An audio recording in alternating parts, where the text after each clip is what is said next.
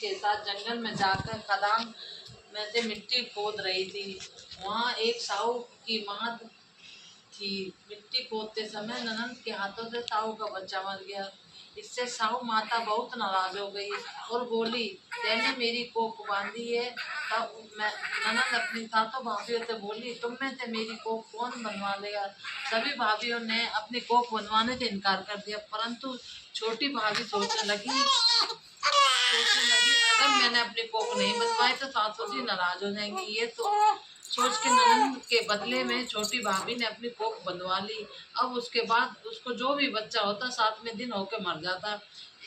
एक दिन पंडित जी को बुला के पूछा कि मेरी संतान 7वें दिन क्यों मर जाती है। तब पंडित जी ने कहा, तुम सही गाय की सेवा करो, सही गाय माता की भाभी हो, वह तेरी कोख खोल देगी, तब तेरा बच्चा जिएगा। अब वह बहुत जल्दी उठ के चुपचाप सही गाय के नीचे सफाई कराती। सही गाय ने सोचा, रोज कौन मेरी इतनी सेवा कर रहा है, आज उसे देखूंगी। गौ माता उसके क्या देखती है कि साहूकार के बेटे की बहू उसके नीचे सफाई कर रही है। गौ माता उससे बोली, क्या मांगती है साहूकार की बहू, बोल।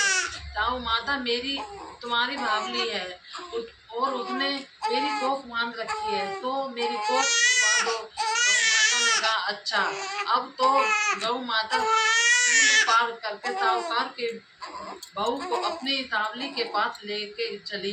रास्ते में कड़ी धूप थी, सो वह दिनों में एक पेड़ के नीचे जा बैठी। थोड़ी देर बाद एक सांप का बच्चा आया। पेड़ पर गरुड़ पक्षी का एक बच्चा था। सांप को उसे डसने लगा। तब साहूकार की बहू ने सांप मार के डाल के नीचे दबा दिया, बच्चों को बचा लिया। थोड़ी देर में गरुड़ पक्षी आई और वो खून देख के साहूकार की बहू को चोट मारने लगी। तब साहूकार की बहू बोली, मैंने तो तेरे बच्चे की जान बचाई है।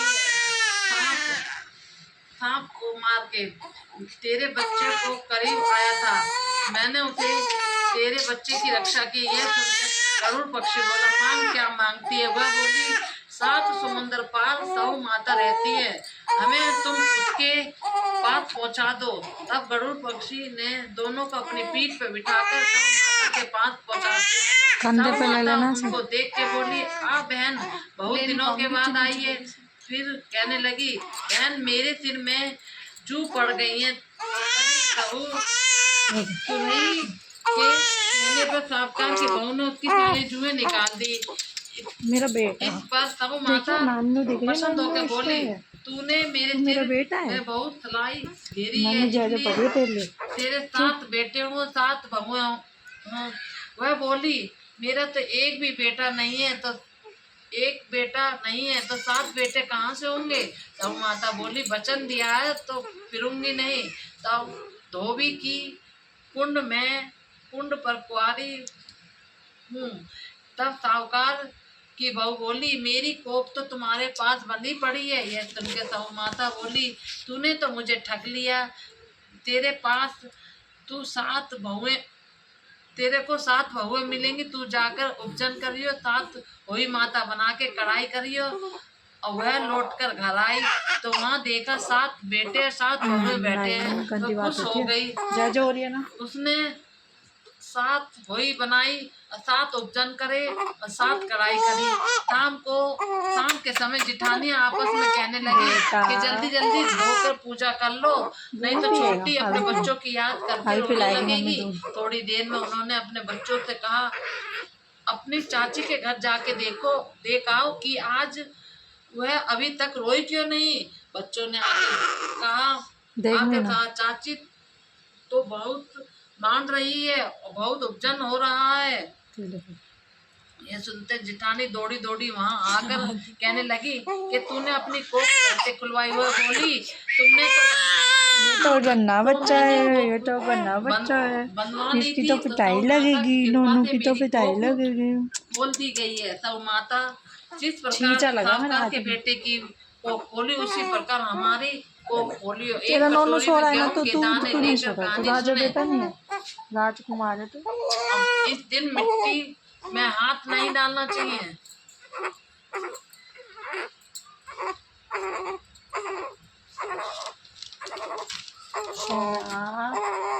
नो, गंदी बात, गंदे बच्चे रोते एक दिन हैं। गणेश जी महाराज चुटकी चुटकी में चावल और एक चम्मच दूध लेके घूम रहे थे कि कोई मेरी खीर बना दो।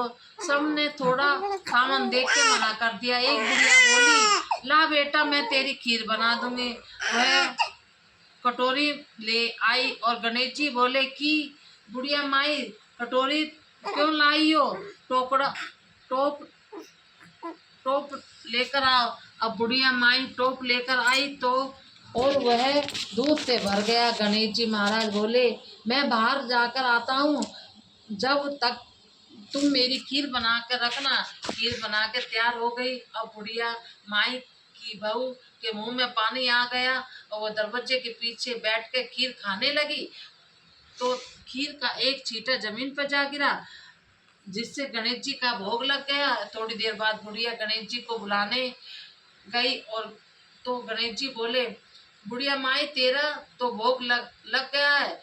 जब तेरी बहू ने के दरवाजे के पीछे बैठ के खीर खाई थी, एक छींटा जमीन पर जा गिर गया था, तो तेरा भोग मेरा भोग तो लग गया। तो बुढ़िया बोली, बेटा अब इसका मैं क्या करूं। गणेश जी बोले, तारी खीर अच्छे से खा कर सबको बांट देना, जो बचे थाली में रख के छीके पर दबा दे रख देना, छीके पर रख देना। शाम को गणेश जी आए और बुढ़िया को बोले कि बुढ़िया मेरी खीर दो।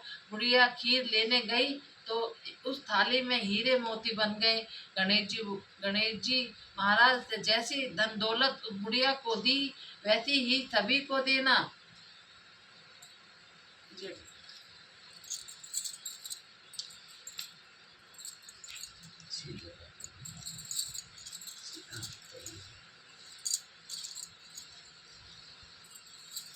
फिर नानी तो उस पर रखवा देती है। ये कहते हैं पल्ले में बांधी जाती है, फिर शाम को उसमें डाला जाता है।